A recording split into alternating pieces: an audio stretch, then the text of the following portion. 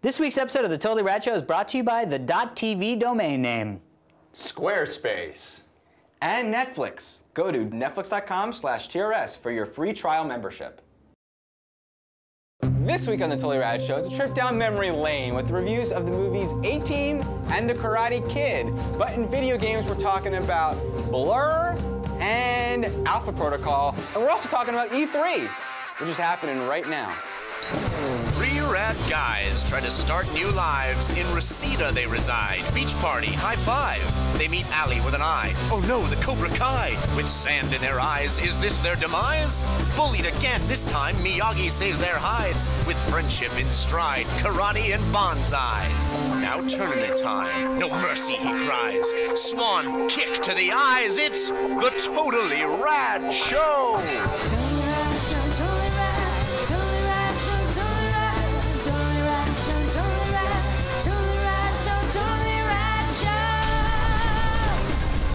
Hello, everybody, and welcome to the Totally Rad Show, episode number 169. I'm Alex Albrecht. I'm Jeff Cannata. I'm Dan Trachtenberg. Totally Rad Show's weekly dose of all things rad. We hop into our crime-solving van with a big red stripe and pity fools with punching.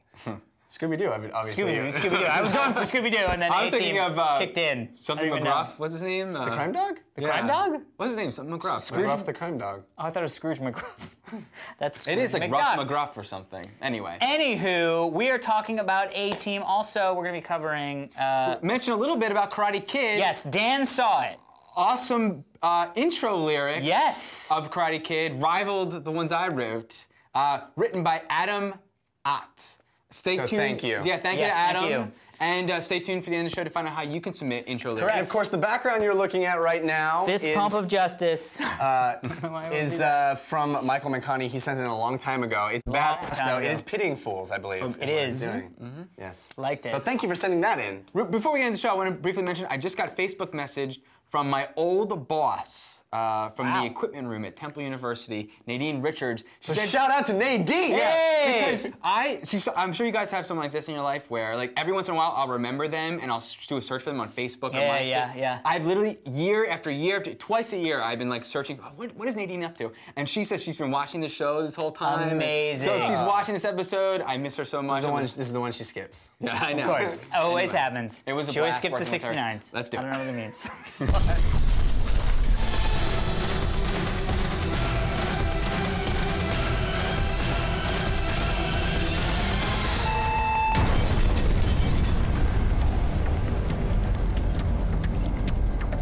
This week in movies, we are talking about the A-Team. Comes from director Joe Carnahan, who came onto the post-Pulp Fiction indie scene with Blood, Guts, Bolts, and Octane, but really knocked it out of the park with Narc, and the rad cop suspense drama, and then Smokin' Aces, and now the A-Team, which is not a remake, a adaptation of the popular 80s television series. Certainly was popular in my house. Definitely. That By my house, I mean me. was watching. Nobody else won. And the A-Team stars a wonderful cast of characters that you're seeing in the trailer behind us. And it's sort of the origin story about how this team of ex-Army Rangers band together to solve impossible missions, and it follows the TM. and it follows awesome. And it follows the. Let's not fringe on any trademarks here. Well, it's funny because I did confuse those two shows growing up. Did you really? Because old guy with white hair. Funny. Yeah, but and there's double crosses and intrigue and Quadruple crosses. action Intrigue. sequences galore. It's tonally. It's a hyper real action, hyper real comedy, kind of like a True Lies, if you will. Really? Big A little fans more of action than, more serious than True Lies, but True Lies is kind of funny and then gets serious. This is sort of a serious action movie that has more funny in it. Jeff, you disagree. I do. Tell us. I would never have gotten to the True Lies. I wouldn't have either. I was just trying to save it. Interesting. Oh, you were asking me when I thought of the movie. No. Yeah. I actually had really high hopes for this movie, and I think the first half is terrible. terrible. And then, miraculously, as if a phoenix rising from the ashes, it is one of those rare movies where the second half is much, much better. It's markedly better in the second half. That is rare for movies. To ever Very do, rare. So that's interesting. I thought, oh my God, this is just a steaming pile, and I'm gonna be regretting the fact that I even have to stay through the whole thing. But the second half really picks up. It finds its voice, it finds comedy. I didn't think the first half was very funny. I thought most of the jokes fell flat and really were ill-conceived. The thing is, we see a real origin story of the A-Team, which we've never seen in the show, because the show had the origin story in a little, like, spoken word at the beginning of the show. We're familiar to that format here on TV. Indeed. And I did not care for how they approached that origin in the movie.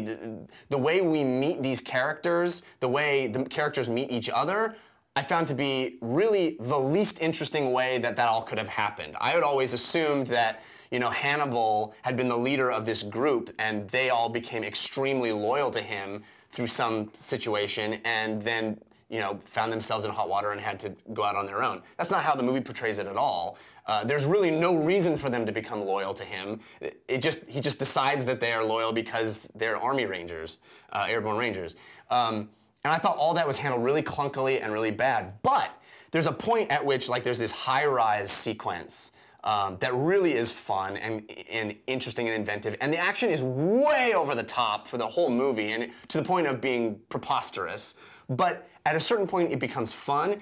And the key, I think, to the whole movie is the Lynch character, played by Night Owl. What's his name? Patrick Wilson. Yeah. Don Wilson. It's a big He all of a sudden becomes a funny character halfway through the movie. He's been in the movie, and all of a sudden, he's hilarious and fun, and all of a sudden the whole movie starts having fun. And then through the rest, I had a great ride and enjoyed the end. So it's a mixed bag, but I think ultimately I had some fun with it. I agree with you about Patrick Wilson. I couldn't help but be reminded of Jason Patric's in The Losers. attempts to do what Patrick Wilson did in this movie. But isn't it weird that Patrick Wilson isn't doing that the whole movie? It just starts at a point. You realize, you go, I guess he sort of was doing that. It wasn't. But I mean, he that character wasn't there. Yeah. Well, they weren't really focusing on that character at the time, but I know what you mean. Yeah, I sort of love this movie a little bit more than I thought I was gonna. I thought you would. I was really digging it. I was definitely like dude, I am in. You know, it definitely starts slow. I don't think that for me that there was that big of a, you know, black and white difference between the beginning and the end. It was sort of a flow ramp up as a movie. But I loved it, dude. And what's his butt? Charlton Copley. Pff, that guy's freaking hysterical. Actually, the two sort of pseudo non-actors in this movie were great. I thought Quentin Rampage Jackson did great as B.A. Baracus. That could have been really bad. Yeah. Not an actor, could have been really bad, and I was not bad. The first couple scenes, you're like, is this happening? Is he okay? Maybe I don't buy any of this. By the end, it's not even a thing. It's just super fun. And the action sequences, you know, the trailer, I was worried, tank falling out of an airplane, shooting stuff. I bought it in the movie, hook, line, and sinker. And I think it was because the people in the tank didn't think they were getting out of that tank. You know what I mean? It was like, that was the option. Thankfully, they figured it out. I mean, it's just like, and it really, they stayed true to the A-Team MacGyver-esque-ness of them, of the like melting stuff down and do the sort of prep thing, which was the big hook for the show was, we have this issue, we know how to do it, we've got this plan. Now they go into the garage and they're making stuff, and you're like, what is that? How is that going to work? And then you see how it works.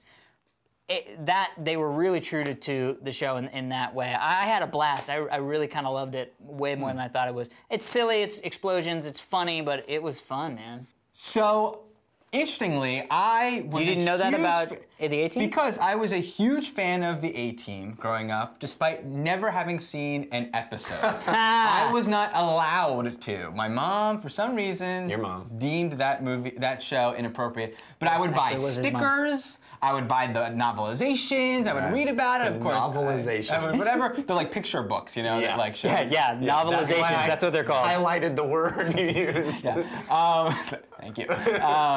So I was not sure watching this movie what was for realsies from the show, other than the cast of characters, and what was the movie. I'd recommend this movie as a great action movie, even though It's not a great action movie. I didn't love it. It felt like this movie was trying to win a race. It was charging through every scene. Yeah. And the MacGuffins for sequences and the overall intrigue was very blurry to me the entire time. And I think tonally it is a lot like True Lies, because it is the comedy and the action sequences are both very hyper real. But I think that True Lies rooted its action, and even movies that I love that are similar, like Mr. and Mrs. Smith, root their, and what I expect to get from Night and Day, I'm very much looking forward to it, root that surrealness and the action sequences and the comedy in character stuff. And I didn't get any of that in this movie. I just felt lost, and it felt very Patriot Games, but because it wasn't totally serious about that, it just didn't connect with me. And that's actually an issue I had. I mean, you wouldn't know this, seeing as though you never watched the show, but it's a prequel, and we get to the point of the beginning of the show at the end of this movie, but the premise of the show was these guys have insane, awesome military skills, and they apply them to mundane, everyday problems. Yeah, like the local tavern owner is trying to squeeze the other family, and I they kinda show wish the up movie and was rock more it. The movie is not that at all. No, The movie it's is all like military. super high-level, high-tech military crazy. Yeah, stuff. but that And could I was- be 18-2. It could be 18-2, but I was really hoping we'd get that in this movie because Yeah. that's a really fun Yes, idea. I agree. I think the first half of the movie could have been all epic military, and the second half Exactly. could have been. Yeah. But I do love how Joe Carnahan shoots action, and I will say, if you go see this movie this weekend, which I kind of recommend you do, or having had seen it, and maybe you're going again, Joe Carnahan directed, I think, the best of the BMW films. There were 2 seasons of those BMW films that were Jason Statham in driving the car. Was it? No, that's from Transporter. It was the guy from... Jason Statham. No, it was Clive Owen. No, it was Clive Owen. Clive Owen, yes, you're Yeah. right. Jason Statham was also driving BMWs, BMW, but yeah. in Transporter. Anyway, he did. It's called The Ticker, and it's the best one of that whole series. Oh, that was the one with, the singer, right? No, Ticker. Tony Scott did that. James Brown. Yeah. Anyway, moving on. So everyone had a crazy week this past week. A lot of travel. Not everyone got to see The Karate Kid, but I represented. Of all of the people, let me just say, of all the people who could see this movie, come on the show, and talk about it, Dan should have been that person. So it was good that it worked out that way. Maybe So the people at home don't know how much Karate Kid means to one Dan Trachtenberg. Maybe right? it's the image you've from seen- Raison Rad could describe it. If you've seen the show before, or certain episodes, you will have heard many stories about me pretending to be the Karate Kid, visiting all the sites from the actual location of the movie, wearing the thing when I was younger. Yep. I'm wearing the shirt. I own this shirt from I've had the shirt since I was in 3rd grade, which You've not grown I love from Bruce. since 3rd I don't know grade. if you realize, but it's been. You like- are a giant in 3rd grade. but my love for Bruce Lee came from watching the Karate Kid, and all martial arts films and all that stuff comes from the Karate dressed up Kid. as a shower for Halloween one Exactly. year. That's how I met my girlfriend. So So you like Karate Kid? So let me reference Karate Kid. Pat Morita, playing Mr. Miyagi, was nominated for an Academy Award. It's directed by the Academy Award-winning director of Rocky. It ignited an eruption of karate. Talk about your childhood stuff. A karate school explosion in the 80s based off of this movie. You know, very culturally significant film. I just revisited it on Blu-ray for Reviews on the Run, and was really surprised at how well it holds up to this day. Yeah. The performances specifically of Pat Morita, who absolutely deserved that Oscar nomination. Yeah. He is spectacular. And I think actually Ralph Macchio is really underrated. The 2 of them in that movie are absolutely contemporary. The performances are contemporary. They are spectacular. There's real emotion and real connection between actors, and it's a movie that I would still want to show my nephew now, you know? Absolutely. And it's funny you cite contemporary, because I think it's so obvious that their performances are contemporary because they're pitted against William Zabka's Johnny, which is which is the most 80s of performances. Well, that guy was the bad guy in like 60, 80s movies. But that being said, what was a high school sports film in The Karate Kid, they've made into a coming-of-age action movie in the remake of Karate Kid. I loved it. You're killing me a little bit. We should have seen it all together. It's interesting. Well, that wasn't possible. I know, but it should have happened. Makes me sad. Here's the thing. Because I'd love to hear what you take, and then I'm going to bring up some issues that I've just sort of had from watching the trailers that I was worried about, and tell me why they were not. Also, please say what you expected going in, because I know it was precious to you. It's precious to me, but I will say that I like the fact that it wasn't. It was a young. I love coming of age movies. Yes, you do. And as I was watching, I was reminded of The Sandlot and Soderbergh's King of the Hill, and I was thinking like, oh yeah, this plot makes so much sense as a coming of age movie, probably more so than the high school movie, at least for our times. And first of all, I must say, if I had never seen the original Karate Kid, I would have really loved this movie. Having seen the Karate Kid, I kind of geeked out over the fact that I've never seen a remake quite like this. The staging, the blocking, the staging of a scene was identical to sequences of the original movie. I mean, in a glorious, glorious, glorious way. On top of that, performances are great. I'm not a big fan of Jaden Smith, but in this movie, he is spectacular.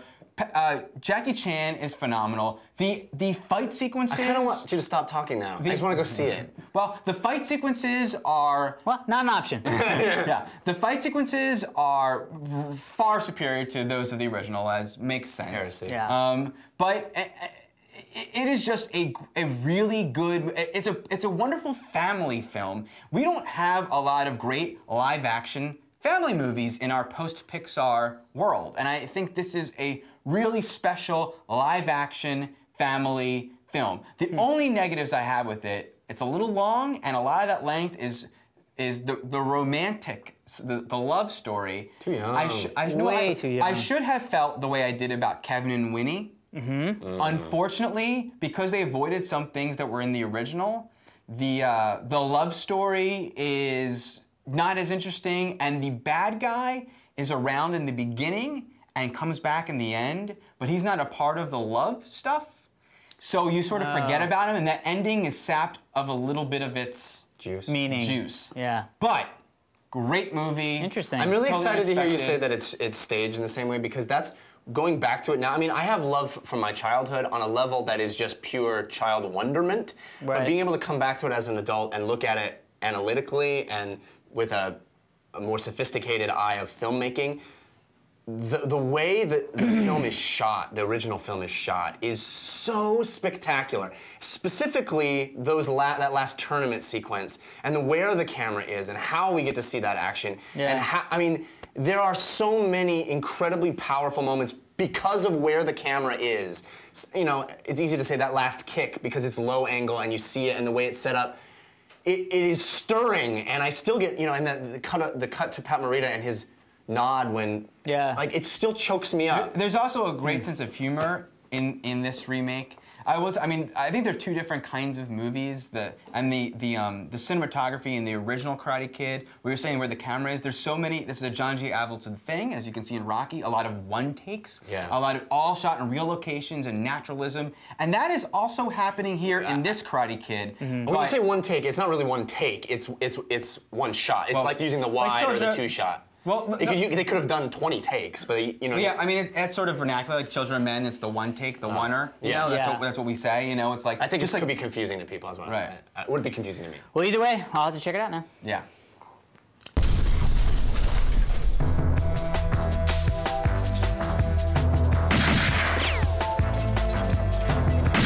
Reload.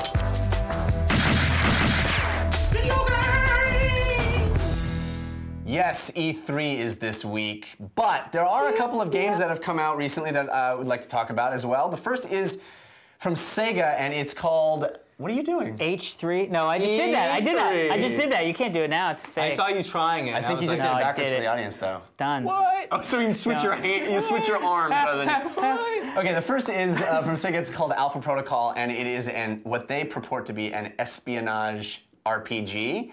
So you play the role of a spy, but this is much more Jason Bourne than it is James Bond in the sense that it is gritty paramilitary spy, in modern. Not bow tie Aston Gadgets. Martin Right. with rockets. Yes.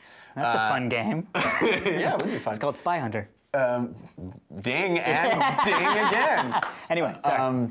So, role-playing game elements, but it's definitely much more on the action side. This is a, for all intents and purposes, third-person shooter with some role-playing elements thrown in. At least that's my interpretation. You guys can disagree if you choose. It is, you can customize your character. You can choose different kinds of spies and then allocate points into certain Talents and abilities. like stealth or gadgetry. There's a number of mini games for disarming alarms and hacking computers and picking locks, and those are attached to specific abilities. And then once you level certain abilities up past a certain point, you get special attacks and types of things that you can do that aren't necessarily always tied to reality. But and the game traverses all over the globe, and you have a dialogue system with your handlers, so that it's similar in a sense to Mass Effect and Mass Effect 2 in the sense that you can pick sort of the tone of what you're going to say, and then it chooses how that's expressed. Right. Alex, what did you think of Alpha Protocol? Well, interesting. We saw this last year at E3. We did. I think we were all 2 years ago. We actually saw even the year before that. Yeah, I think we were all kind of underwhelmed by it. All kind of underwhelmed by it, and it really did nothing but actually deliver on the underwhelmness, if not more, in my opinion.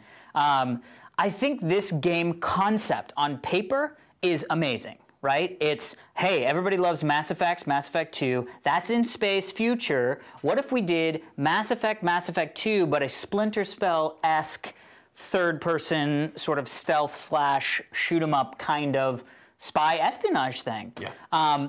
And that is a really cool concept with leveling mechanic, with dialogue trees and decision These are all trees. things and you like. All things that I like, and free shooting and different stats that affect the shooting. Sniper all this rifles.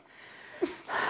Breaking my heart. But I think at the end of the day, it just doesn't hit on any. It's not a great any of those games. So it's like not any one of those points are even good in my opinion. For the most part, most of it is bad. So it's like combat. Combat's bad. The leveling mechanic doesn't make any sense. I started because I love shotguns. I was like, great, I'm gonna be out the gate, ready to rock. I was horrible You at had shotguns. what you might consider a shotgun marriage. I did, to my married leveling. yourself I to married my shotgun. leveling. So I did marry myself to shotguns. You were riding it all shotgun. But here's the thing, in a regular RPG, as a guy who plays RPGs, I go, hey man, that many points in shotgun early? I'm gonna be a shotgun in full. The character was horrible at shotgun. And it wasn't because I couldn't, there was no, so then it became, okay, well that was completely useless points, and then the points started not really doing anything for me. So it was sort of like the RPG stuff was like, meh. And then it kind of apologizes for the fact that it's an RPG. I mean, when was the last time you got into an RPG and the first conversation you have, they go, well, you're gonna need to persuade people throughout this game. And if maybe you work with, I mean, it literally tells you the rules of an RPG. breaking the immersion. You Yeah, I mean, it's like, well, clearly you don't trust that your RPG system is set up in a way that I'm going to get that some people I should be nice to and some people I shouldn't. You know what I mean? It's like BioWare's not going to come out and go, hey man, so if you go Paragon, it's going to be cool for some people and not for others. Just see it. I mean, because you didn't get that by talking to them. So it just kind of failed on all these levels, and then it was just really kind of boring. Okay. Yeah. Dan, did you agree with that? I couldn't agree more with that. I first want to say, though, it's kind of interesting, because we're going to talk about E3. It's interesting that there's some games that we see 2 E3s in a row, and then we get to play them. Right. And then there's other games like Red Dead Redemption that we've never seen it at E3. Well, that's a and that Rockstar comes thing. out. Is it? Yeah. Okay. I mean, Well, that's I good. just thought, like, People do it. Are they People do making it? Are some games they're taking longer to develop, or other games like they just freaking knock it out of the park? Are they just not showing it to me? Yeah, they're just not showing it to you. Well, that's pretty. Don't you Crappy of remember them. 2 years ago that guy coming up to us at that live dignation? Yeah. Guys, I can't tell you about this, but Red Dead, they're making a new Red Dead at Rockstar. That's awesome. Remember that? Yeah. No. We just I should have outed that remembered poor that. guy. Yeah. His Anyway. name was no. Alex is dead on in that. I mean, I thought that all of the ideas were really interesting, but none of them really came together, and none of them were even implemented that well. It's kind of like your. Here's the thing. There's just no polish. A lot of games you go, man, that's all. It just felt really polished. But like in light of playing Mass Effect 2 recently, and in light of playing Splinter Cell recently, having those wonderful experiences to play this game in that shadow is just really a rough experience. But I loved the idea. I actually love the idea of like to select the mission you're going to do. You really get a choice. Do you want to be in Russia? Do you want to be in Greece? Do you want to be here? And if you go there, this is what you'll be leveling up there. This is what you'll Right. kind of get. I kind of liked seeing that. So I like that idea. I like the idea of leveling up my martial arts or leveling up my gun or like making those choices, but the martial arts was silly. The combat never felt right, ever at all, ever. Like it just did not feel good at any point in time. So The only one thing I was going to say was I did like the hacking mechanic, and the unlocking mechanic is probably the closest to actually picking a lock that I've ever seen in a game. The hacking mechanic where you have to. I know, it's like your eyes are like, it's "Ugh." tough. I know. Actually, yeah. I didn't see. You're right. I like that lock picking thing, but the other ones were difficult and not fun. At least, Yeah. like Mass Effect, they're not fun, but they're a breeze. Not difficult. I mean, it's like, yeah. I mean, if it's gonna be difficult, Actually, but I'm not having fun with those There's numbers. a skill to it. Yeah. What Okay. So what did you think? What did you think? Numbers. There's no skill in that numbers. Sure there is. Your eyes focus on the right. Yeah, that's a skill. That's not skill. That's a skill. Do you have Everything's good a skill. eyesight or not? Yeah. Okay. Anyway. Hopefully Mike just put up the definition of skill. Because I have to disagree with you guys a little bit. I agree 100% that it's not polished. But I actually had more fun than I thought I was going to with this game. There was some fun to be had. And it's difficult. We just had this big conversation on Weekend Confirmed this week about how you can compare when, especially a year like 2010, where we're getting so many huge AAA titles that have these enormous budgets and are incredible experiences. Mass Effect 2, Alan Wake, Final Fantasy, all these amazing games are coming out. And it's like, well, yes, I would much prefer spending my money, spending my time playing these AAA titles. But does that mean that if it's no AAA, I don't play? I don't think so. I think there's some fun to be had. In this title specifically, I had a good time. And I agree with you. None of the parts is particularly well done. There are examples of other games that do individual parts better and do the whole better. But give me this game and I play it for 8-10 hours, I was having a good time. I was enjoying, I think the missions, the way they were laid out I was always very clear what I needed to do, especially once you get out of Saudi Arabia. The game does not put its best foot forward right away. Yeah. Visually, they're much more interesting when you get into Europe and all these other areas. And there are some fun. I found the combat to be relatively fun, and I found like there's different ways to approach these problems. You can choose to be stealthy or not. I had a good time. Interesting. It's hard to recommend it above a better game. Yeah, I wish I stealth could moments find. are like. I know. I mean, like Yeah, in I mean, light it's of the not Metal others- Gear Solid. It's But, Yeah, but yeah. to your point, I'm certainly not a AAA or I don't play, and I think back to games like Prototype that is certainly lacking in polish. Yes. But the gameplay I found to be so unique and exciting that I didn't care that once in a while there'd be tears or that the graphics were not as good as Anything else. No, what's the other? Infamous. Infamous. Yeah. But because the gameplay was so fun, I ate it up. And this unfortunately doesn't. The scale was sort of Out of whack. Yeah. Well, I want to talk about another game this week because it came out recently, and it is a game where it's got a tried and true Mechanic, a genre type, and applying a much better graphical polish, and that is Blur. And this is a game that even in its marketing, acknowledges the fact that it is Mario Kart. Great ads, by the way. Yeah, they're really clever. The like guy getting off the cloud. There's like a little mushroom guy getting off a cloud and like walks over and sees the nice looking cars drive by. Who's like, yeah. I mean, there's a lot of comparisons in my mind to Darksiders, a game at the beginning of the year that I love because it's basically, yes, we're making Zelda. We're making a 3D Zelda for you with way better graphics and a sort of more adult, hardcore storyline overlay. Yeah. And that's what Blur is. Blur is that Mario Kart formula of racing, but you have these abilities that you pick up by driving through them, and you can attack your opponents in various different ways with them. And it does it with modern-looking cars in modern-looking environments, gritty and kind of, like a modern racing game. Yeah. So it's made by the guys who did Geometry Wars, correct?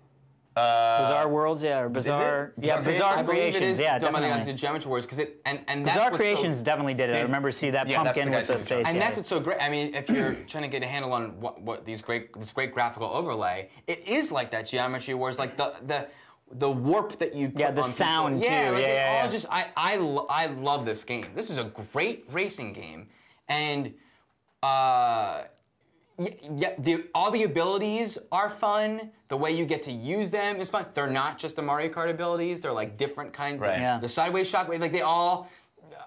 You could use. I love getting 3 of them at a time. I kind of wish I could have selected. You can.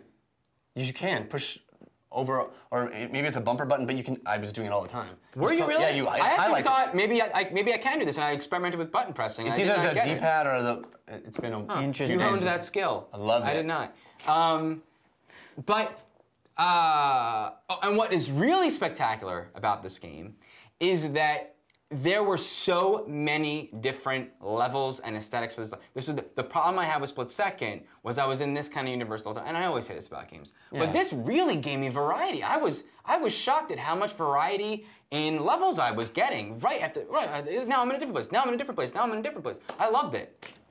Yeah, I kind of wish. Basically, the gripe that I had about Split Second, which I loved Split Second. Yes, you did. The gripe that I had about it was you sort of did this one thing. It was like you can just do the like explodey whatever and hit the guy, and that was enough. That was my gripe about it. That might have been your gripe. I think we agreed to gripe about it. But maybe this showed me how correct your gripe was. Sweet. Which then made it my gripe as well, because co-opted my gripe. I co-opted your gripe because the variation of what you can do in this game is the winner. The fact that you're going so fast and all of a sudden it's like, which one of those 3 should I take? And it's like, if you choose too late, you go right through the middle, which is the I did that many times. most frustrating thing. You're like, I don't want the shield, what the hell? No, I missed both of them. Or like somebody cuts in front of you and takes it like just seconds before. There's a lot of fun to have in this. There's cars, which the way that they did the cars and getting the cars as you're leveling up was great. They did one thing which I thought was really amazing, and I wish more car games did this. The way that I usually play racing games is I get the car that I know how to drive, and that is my car that I drive, and I kind of sample the other cars and then always fall back to that one car, right? Yeah.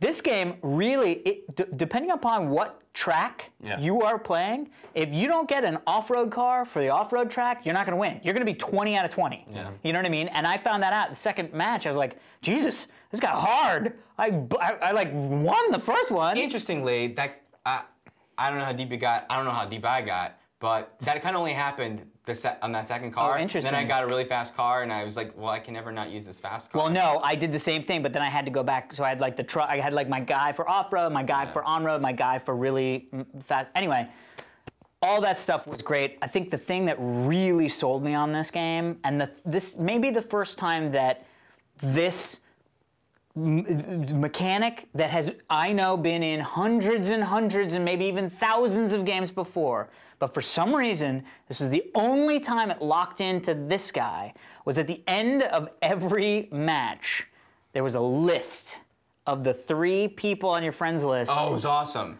I saw McButters on that list, and I was like, damn you, McButters! I cremated you. I didn't even have to do it again. I was wiping. No, but honestly, I'm glad you told me that on the No, but honestly, that is Did you? in thousands. Oh, dude, I kicked your butt. And No, you I've can, never set, seen you it can set up before. specific but challenges with your friends. And it's really cool. friends list. You never the I top of couldn't the walk. friends list. No, but I mean the top of the friends list for like who got the first time. That's in every race game. Oh, that. part, This yeah. is the first time. Done better. I'm sure But you this is didn't the first know. time it hit No, me. you played it first. Right, I played it first. Yeah, and by the way, I played it last. Winner. Yeah, Just well, saying. of course, because that's how it works. But No, I never get have to chase you. Let me just tell you, Couple I agree with Yeah, you guys. I never had to do that. Completely. Yeah. This is Super a fun. fantastic game, and what you guys hit on, I was a lot less high on Split Second than either of you guys, but this game nails what I missed in Split Second, which is, what's fun about Split Second is doing the crazy thing. I never really had fun racing, and I didn't feel like the game had depth as a racer. This game, I wanted to keep racing, and all the combat stuff worked into making me feel like I had more control over my race, rather than just doing it because it's visually interesting or, Maybe it'll help. it's the fun. Yeah. The fun in Split Second is doing the crazy stuff rather than the racing. And I found this game is awesome, and it's Yeah, what it's what I want. It's Mario Kart with kind of a cool new skin and lots more fun, different kinds of I would definitely things. love to have like four buddies over and do the 4-box. Oh, dude, It would be great such game. a fun I time. never realized that, but what we should mention, well, the screw level you, mechanic dude. that you touched on is, first of all, we never really clearly said, so you can choose a rival from your friends list, so you can always be combating that score, which is that's what we were talking about. And you can before. set up specific challenges and Yeah, send say, them dude, I challenges got and- this many. Awesome. Suck That's it. so awesome. But the leveling mechanic of if you try to get a higher place, you can unlock tracks. Right. If you try to kill cars, you unlock more cars. Yeah. That is a cool, that creates Yeah. that cool choice in you as you're racing. What both Split Second and this I feel lack a little bit is speed. The speed of the Burnout games. Yeah. I feel like both of these games, maybe you can't have that with this kind of a racer. Maybe it needs to be slowed down a little bit, but I wish with both of them, the boost in this game should have felt like, and instead the boost felt like what I wanted to always be going as. Interesting. But loved.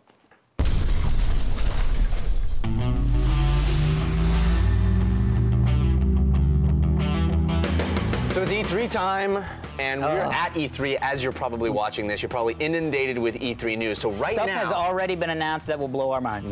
major pre-E3 stuff already hitting the FIFA news. 2011 Natal edition. There's going to be lots of Natal stuff, but we haven't seen anything yet, really. Some stuff, but we're going to kind of go out on a limb and I think give our little previews. Talk about what we're most excited about. Be off. Yeah, Of we may course. already be wrong. It's my favorite kind of thing. 'Cause Chances there's no are. you could just say whatever you want because it doesn't matter. Right. You're probably going to be wrong. So clearly this year is going to be a lot about motion control with Natal and Move having a big presence, and of course Nintendo and their Wii. But I think the other big trend is going to be 3D. I would be shocked if we don't walk into the Sony presentation and get handed glasses. Like every single person coming in is probably going to be handed glasses. And Nintendo's 3DS, I don't know how exactly they're going to be able to display that in a way that makes sense to us, because it's a tiny little screen and we're going to sit in this big auditorium. That's all going to be interesting. Tons and tons of games. Tons of games. I'm interested to hear what you guys are excited to see, what you think is going to be the game that going into it you think is going to stand out. I have to say, I mean, obviously Star Wars: The Old Republic. I mean, whatever. That given, Right. check. Bulletstorm.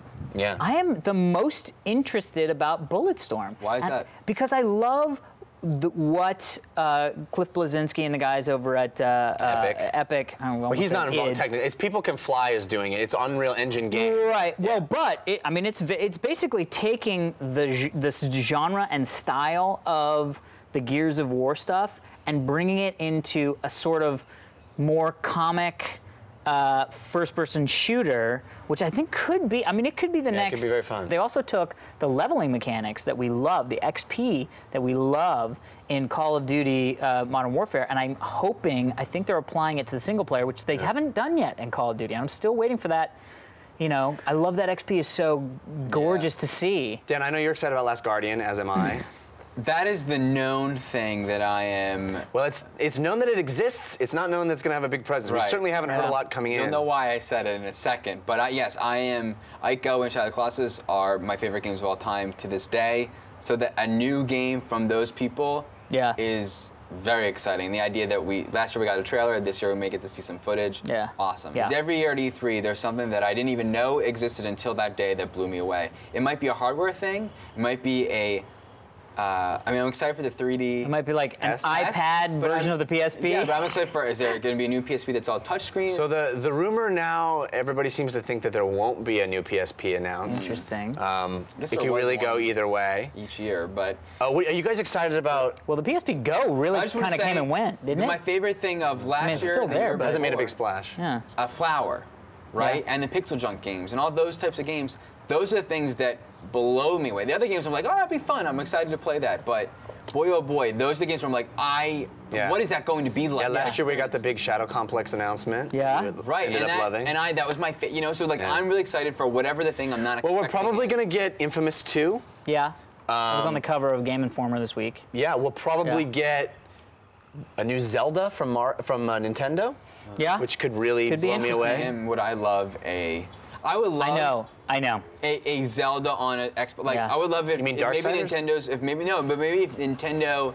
Maybe I was joking around. I positive to you guys. Wouldn't it be amazing if Nintendo blows everyone away, the doors off partners the whole with thing, Microsoft and makes or a Sony. next-gen console? Oh, yeah, right. A next, Wii next-gen HD kind of console. deal. Yeah, but Either even HD bigger. or a Xbox PS3 straight-up competitor. Yeah. That game that you're talking about, that the smaller startup game that might blow everyone away, is something we saw at PAX. Shank is going to Yeah. have a big presence this year. That might be the game you love. Love Shank. Here's the Yeah, weird that'd be thing. great. The more I've thought about Shank, I remember being like blown away by it. When I think of those two, I put sort of Shank and Deathspank in the same. They're totally different games, totally different genres, totally different aesthetics. I get it, but I sort of put those two because we saw them in the same were, place, like, standing next to each other. Deathspank for me, way excited about over Shank. I mean, Shank was cool, but Shank compared to Well, Deathspank Shank was like, kind of a proof of concept. Hopefully at E3 we'll see a little more depth as Yeah, to what that's true. it is. I'm going to go out on the limb and say I think I might come out of E3 with my game of show being Rock Band 3. I think it's positioned right now a lot to of be. stuff has come out about Rock Band 3. Yeah, and we've known about it Yeah. for a little while, Yeah. and I think it's going to have a big presence. Obviously, we'll have a big presence at E3, and I think usually the music games always feel like, yeah, I'm excited about them, but that's not why I play video games, and I love the music, but there's something really, really special about what they're doing with the pro modes. I've always wanted to like just learn how to use a keyboard. I mean, we have a piano in the house, Yeah. and I sit down and plunk every once in a while. But if I could go through, like I did with the drums, now I did know how to play drums, but if I could go through and take the time to learn the different things and get build up, just like I mean, the problem with you get really good at this thing that doesn't. It's not an analog doesn't to translate anything. to the real It's world. just I'm really good at doing this with 4 buttons. Every year, every past year at E3, the ghetto of the place are the mobile stuff. Yeah. This year, Yeah. when they say, when we go to EA and they go, and here's our iPad section, Right. I'm going to be like, let's go there. Yeah. I'm actually Yeah. excited to see what's going on in the mobile stuff. Yeah. So I want to hear your predictions for the big 3, the big press conferences. Okay. Who do you think is going to come out the quote unquote winner of E3? Who are you most excited for? Who do you think has the biggest chance to flop? I think Nintendo every year to me has the biggest chance to flop. Just for you personally, because you're not a huge. Well, I think not this year only they have the because- biggest potential to win Yeah, because last year of they Zelda. flopped. No, I think, know. I think Zelda. Well, but they could did some could just Zelda make stuff. them They had win. that handheld Zelda train game was or whatever it was. Phantom Train. No, Spirit Hourglass? Tracks. Spirit yeah, Tracks. which is an awesome game. Sure, but but- a true that would be the first Zelda. Wasn't there the one with the archery or whatever it was? There was a Zelda on the Yeah, but I Wii. think it was designed on the GameCube and then brought to the Wii. That's true. This is like first Zelda on the Wii, made from the ground up on the Wii. I mean, And they're saying it's going to be more that. dungeon crawler kind Well, of. no, stuff. the more realistic art aesthetic. We don't really know Yeah. anything about it, but Yeah. they could really blow the doors off. What about On Live? Is that what it was called? Yeah, On Live. The gaming in the cloud. Yeah. It's happening. It's still there. it's It's I still- wonder if we'll see something there. I would be shocked if we didn't. yeah. So, I think it's funny. I think initially you think Microsoft is going to kill it, as they tend to every year. Yeah. They kill it in some way. But PlayStation 3, Sony has each year more and more been more exciting. Yeah. Well, Microsoft might drop the ball from our perspective because of how emphasized Natal might be. And Well, if but they have a fail, separate day. They have a separate day. yeah, but you know what? The rumor now is that might just be like a party to get ready for the. There's some people talking about maybe that's just going to be Cirque du Soleil, and there really isn't going to be any announcements until the actual thing. We don't know yet. That's scary. If By that's the time the case, people are seeing this, but if that's the case, then it is going to be all Natal all the time because that's their horse. I think we Microsoft may is. get a badass killer Tron game. We are. I've already heard about it. Really? Yeah, I've heard Light Cycles is insane.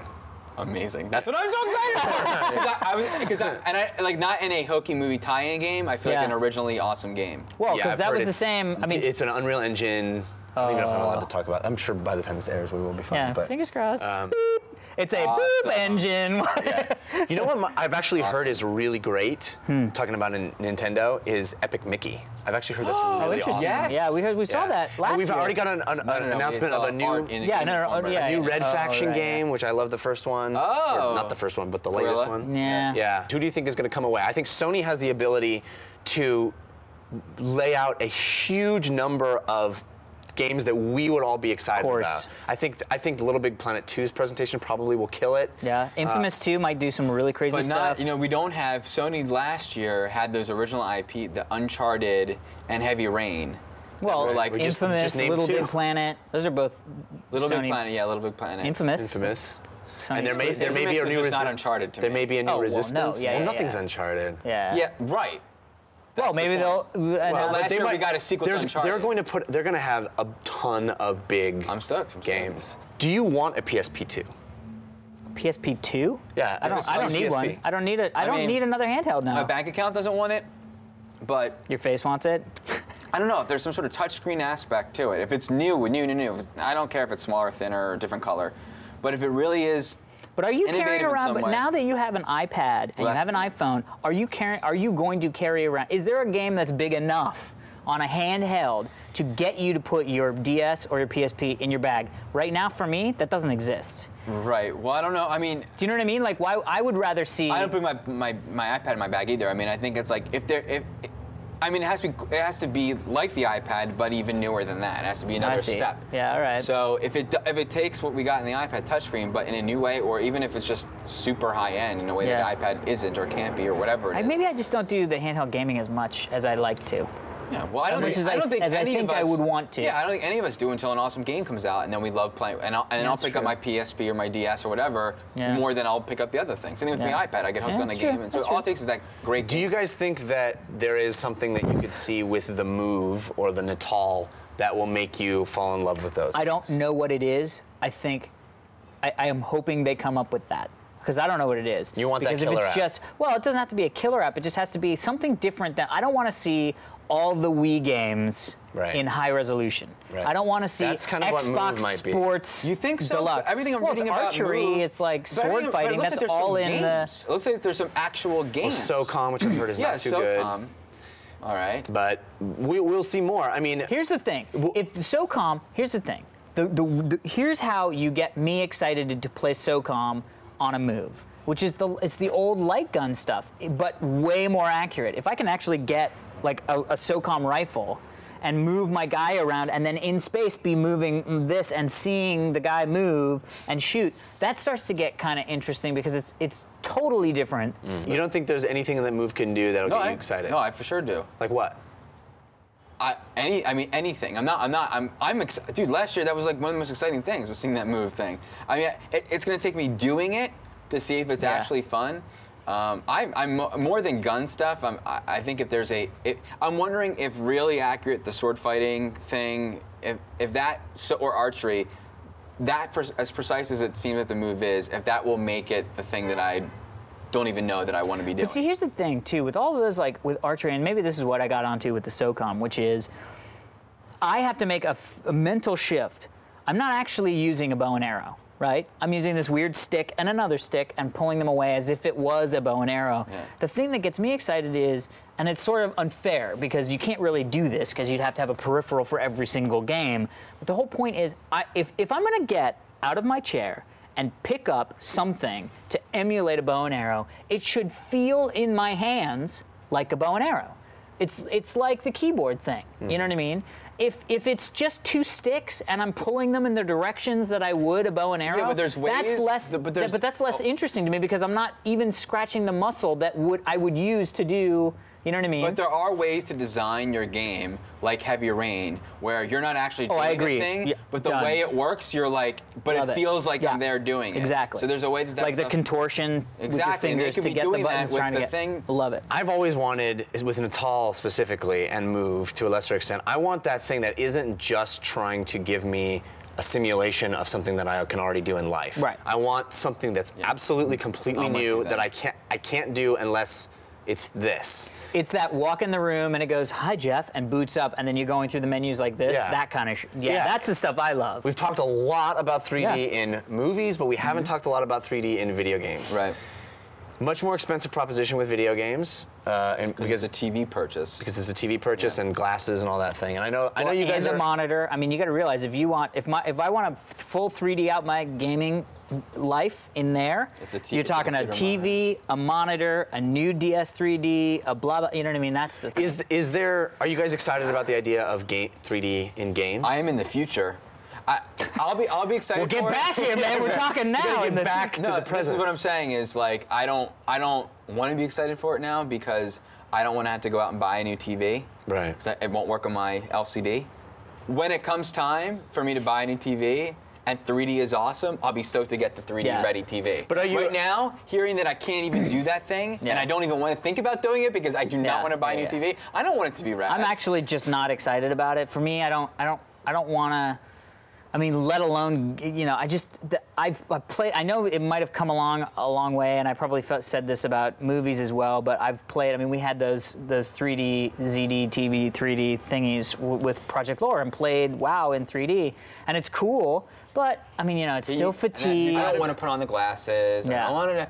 But you know what? If it makes me feel the way I did at the apex of the 3D experience, which right now James Cameron's Avatar probably will be Tron, then it's pretty rad. You know, I just don't want it to. It just can't be a barrier. You know, which it is currently, and I think TVs have an opportunity to get there without the glasses before. In fact, they will.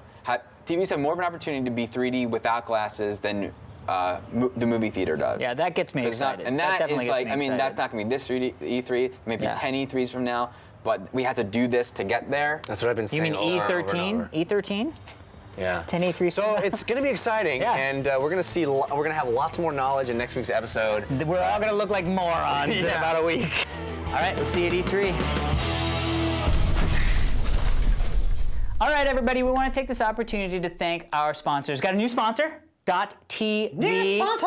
I'm guessing you like watching web video. You know how I'm guessing that? You're an expert guesser? I am a psychic, and I'm a psychic as a lie. I'm sort of like the mentalist because I know you're watching web TV because this is web television. My friends, welcome to the future. If you have an interest in producing and creating and distributing web TV, you have to get yourself a .tv domain name. It just makes sense. If you have a play button on your site, go register a .tv domain name. And thanks for .tv for sponsoring the show. And if you have sites or want sites or need sites, the best place to get sites, to create sites, to host sites, to have sites, Squarespace. Squarespace. Bill's Gun Emporium. Sites. all Yeah, sites sites. coming out of my ears. We got laser sites and night Skype. Crazy sites. You want websites? We got websites.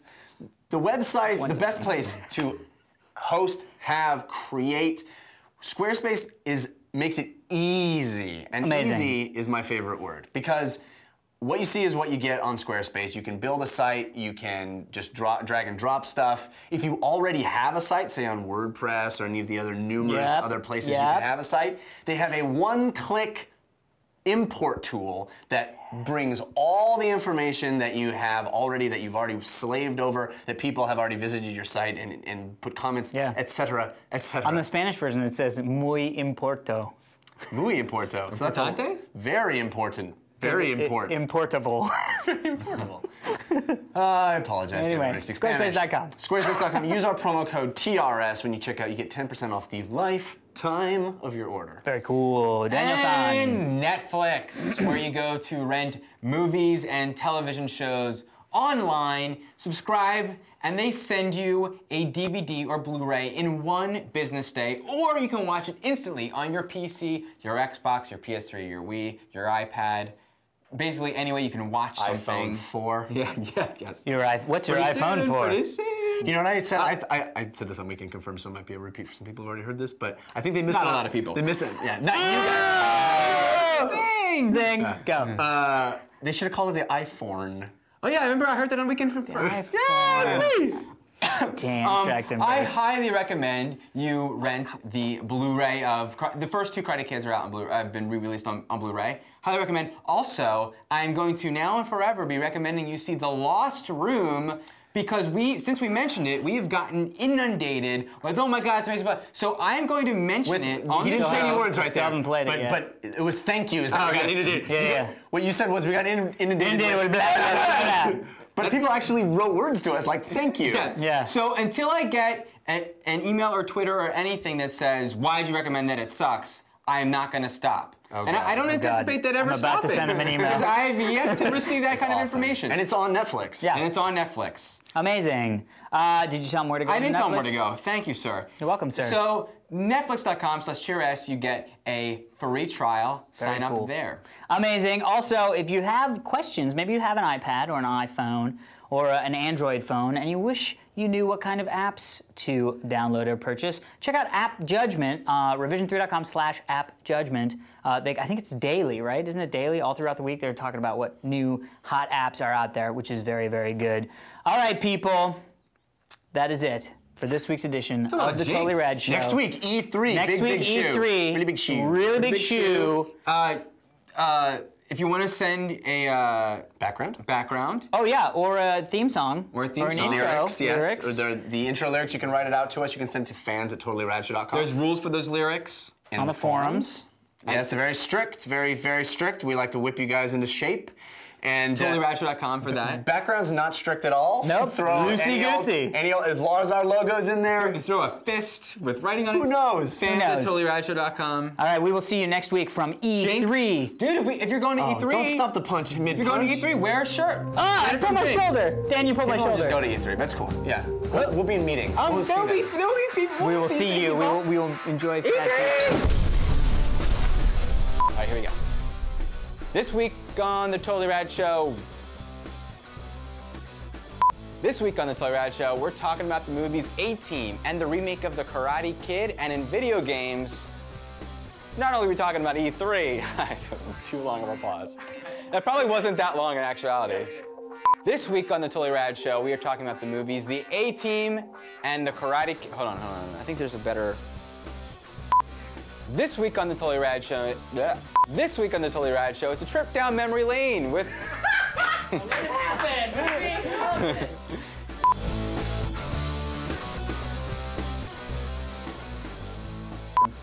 Blow it out. Really, Dan? That enticed you to get in on it? I did what I do. I enticed. Like Bobby McFerrin. Wait, hold on 2 seconds. Get in the zone.